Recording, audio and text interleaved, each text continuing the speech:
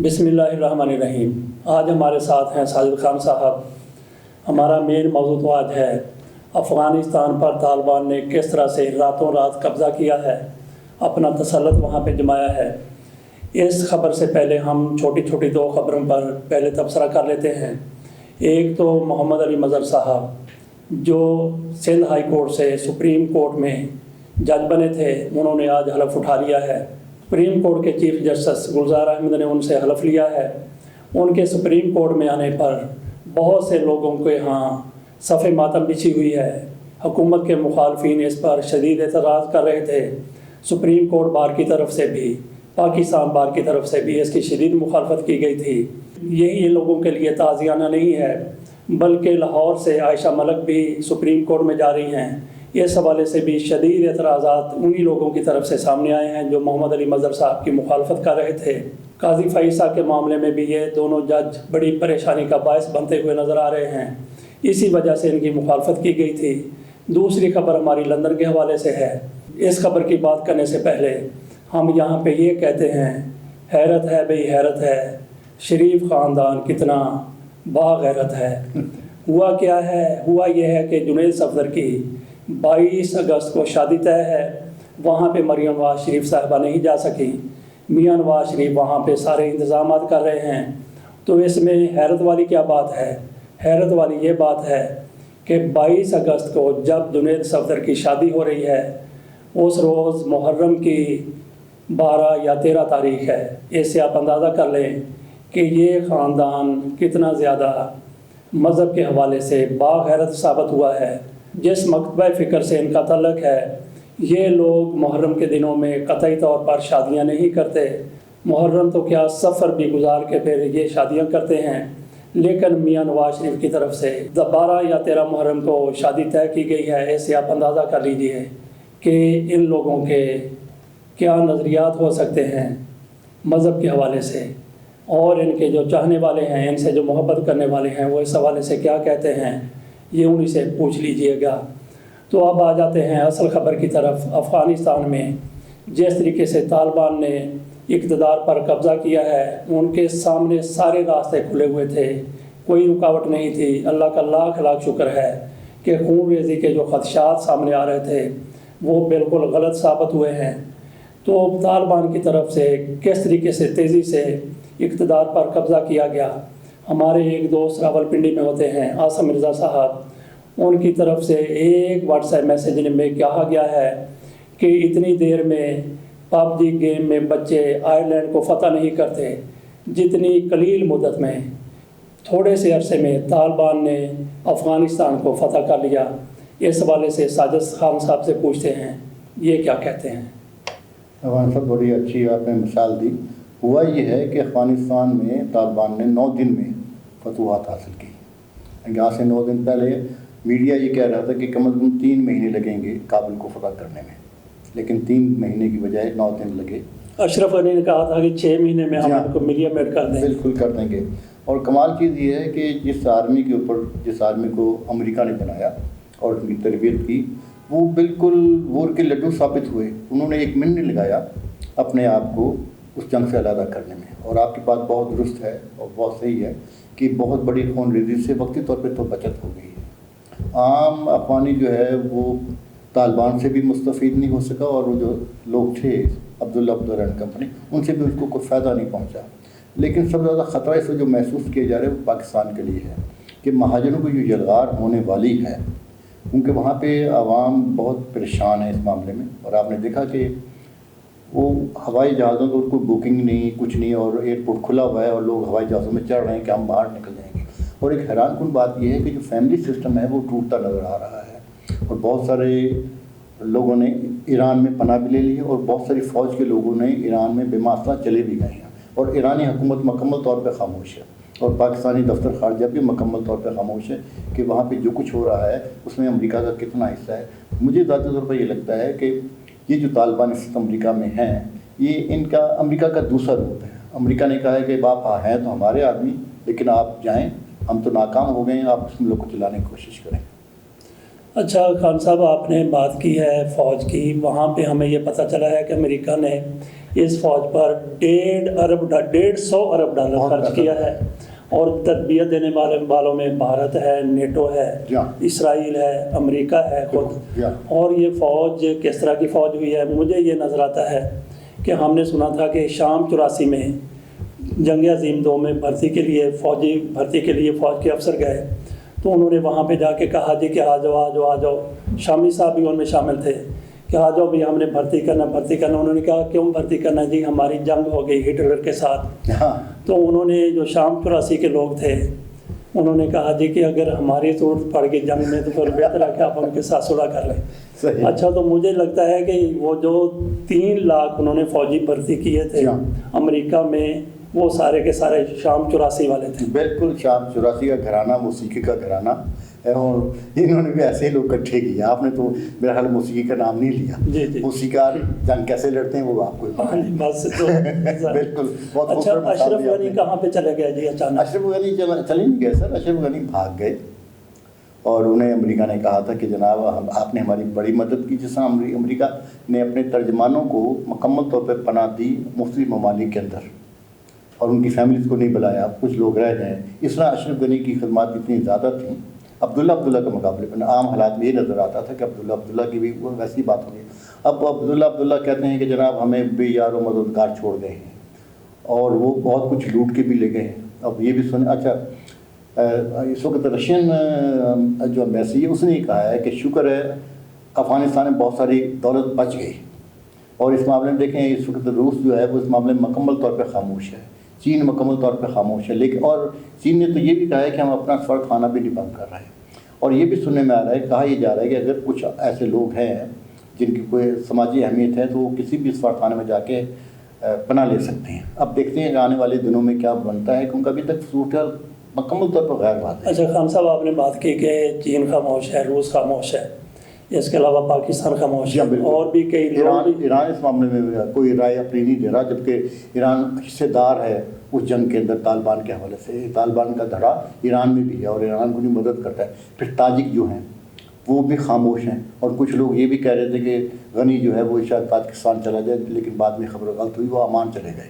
Oman گئے؟ Oman گئے. اب سے اس وقت یہ خبریں آ رہی ہیں کہ وہ عمان گئے. اب وہ دیکھ رہے ہیں کہ عمان کے اوپر امریکن کتنے مہربان ہیں، ہاشمی خاندان وہاں پہ ہے. تو یہ بین الاقوامی سیاست کا عجیب و غریب طریقہ کار ہے. خان صاحب یہ دیکھیں کہ پہلے جب طالبان نے قبضہ کیا تھا افغانستان پر، تو اس کے سامنے ایک رشید دوستم اور احمد شاہ مسعود، اور احمد شاہ مسعود شاید پہلے بھی وہ مارے گئے تھے. اچھا، بھارت شمالی اتحاد ایک بڑے حریف کے طور پہ سامنے آیا تھا، لیکن اب تو وہ شمالی اتحاد کہیں اس کا وجود ہی نہیں. وہ دیکھیں شمالی اتحاد کو بھی امریکن نے بنایا تھا. مختلف گروپ جو ہے، ٹیمیں جو ہیں وہ ساری امریکن کی بنائی ہوئی ہیں. اور ابھی تک دیکھیں امریکہ بالکل پریشان نہیں. اتنی بڑی انویسٹمنٹ ضائع ہونے کے بعد امریکہ کو پورا یقینی ہے. امریکہ یہ چاہتا ہے کہ چین مکمل طور پہ برصغیر کے اندر اپنی حیثیت نہ ہوئے.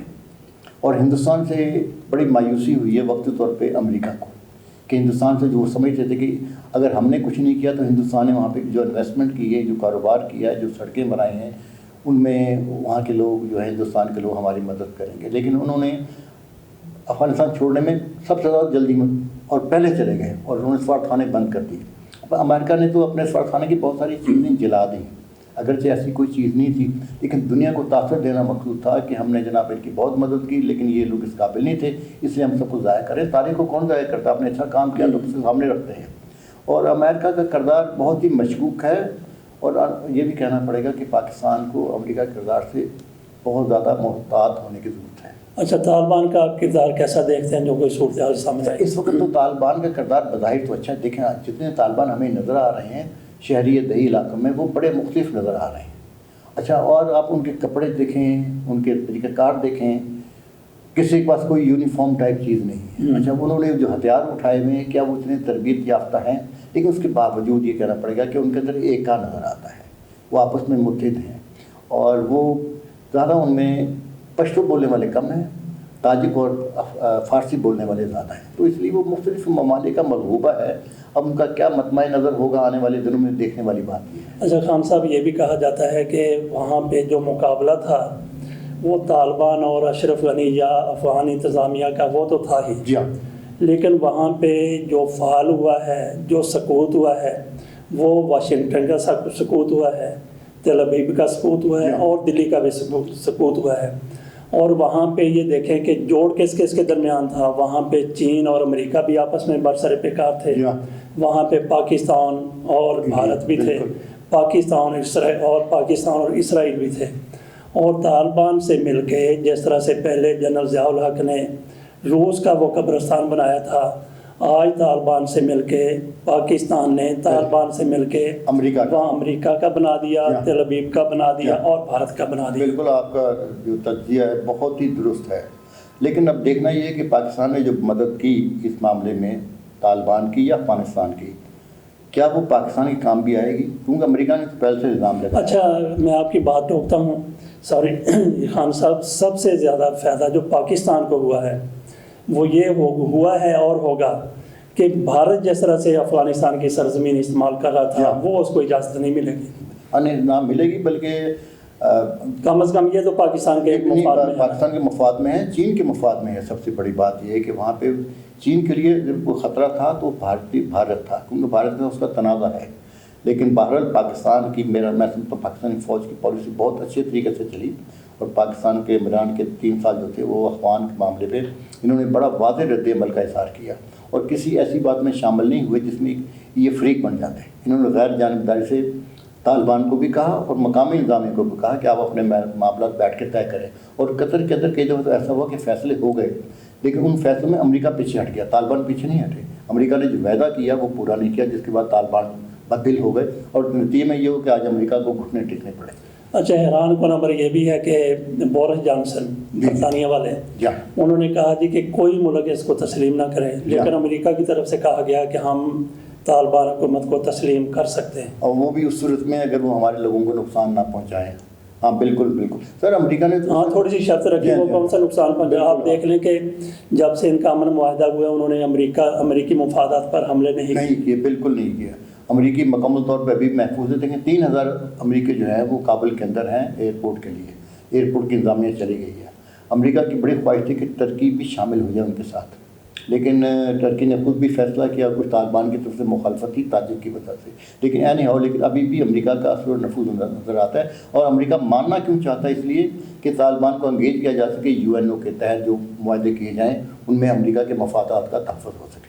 اچھا، آپ کیا سمجھتے ہیں کہ طالبان وہ جو بین الاقوامی دھارا ہے پہلے تو اس سے کٹ کے رہ گئے تھے، صرف 4 ملکوں نے تسلیم کیا تھا، پاکستان، سعودی عرب، UAE اور ترکمانستان۔ بالکل۔ آپ کیا سمجھتے ہیں صورتحال کچھ مختلف ہوگی؟ نہیں، اب صورتحال مختلف ہوگی، جیسے جیسے طالبان کا پتہ لگ جائے گا دنیا کو، اس کے بعد آپ یہ دیکھیے گا سب سے پہلے تسلیم کرنے والوں میں چین ہوگا، اور چین اس شرط پہ تسلیم کرے گا کہ ہم آپ کے ہاں جو منصوبے کیے ہوئے ہیں آپ انہیں نہ ختم کریں، ہم آپ کی پوری مدد کریں گے، اور طالبان کو اس پہ اعتراض نہیں ہوگا۔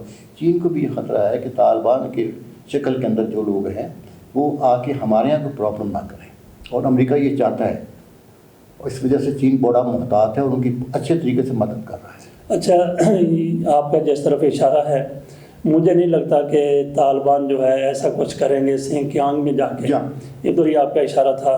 اگر طالبان کے اندر اتنی زیادہ ملی غیرت ہوتی، میں پھر دہراتا ہوں کہ ملی غیرت ہوتی، بات کی آپ نے، تو وہ پھر پاکستان میں انہوں نے کوئی کارروائی نہیں کی، وہ کشمیر میں کارروائی کرتے۔ آپ کو کشمیر میں ایک بھی طالبان کی کارروائی نظر نہیں آتی۔ ہم ان کی رسپیکٹ کرتے ہیں، ان کے ساتھ ہیں، ان کو سپورٹ کرتے ہیں، لیکن انہوں نے کبھی کشمیر کے حوالے سے بات بھی نہیں کی اور کارروائی بھی نہیں کی۔ پاکستان میں تو ان کے لوگ کبھی کبھی آ جاتے تھے، وہاں نہیں جا سکتے، فلسطین میں نہیں گئے وہ۔ بالکل، لیکن ایک اور چیز بھی ذہن میں رکھی جائے سر، کہ وہ طالبان جو تھے وہ پہلے پاکستانی سیاسی جماعتوں کے تابع تھے، جماعت اسلامی اور مولانا فضل الرحمان اور باقی، لیکن اس دفعہ دیکھیے جتنی پاکستان کی سیاسی جماعتیں ہیں وہ طالبان کے بارے میں کوئی بات نہیں کر رہی، نہ ہی وہ مایوس ہیں نہ ہی وہ خوش ہیں، کچھ نہیں ہو رہا۔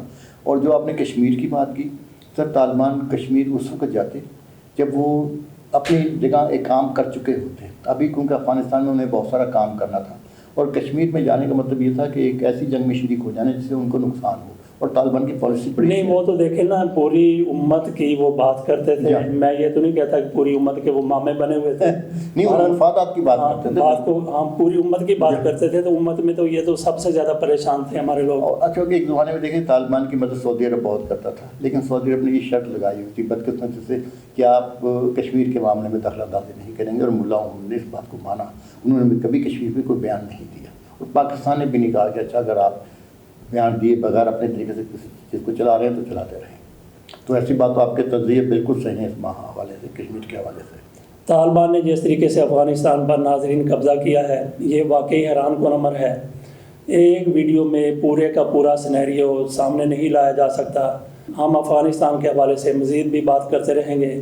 اس کے ساتھ اجازت دیجیے. خان صاحب آپ کا بہت بہت شکریہ. اللہ حافظ.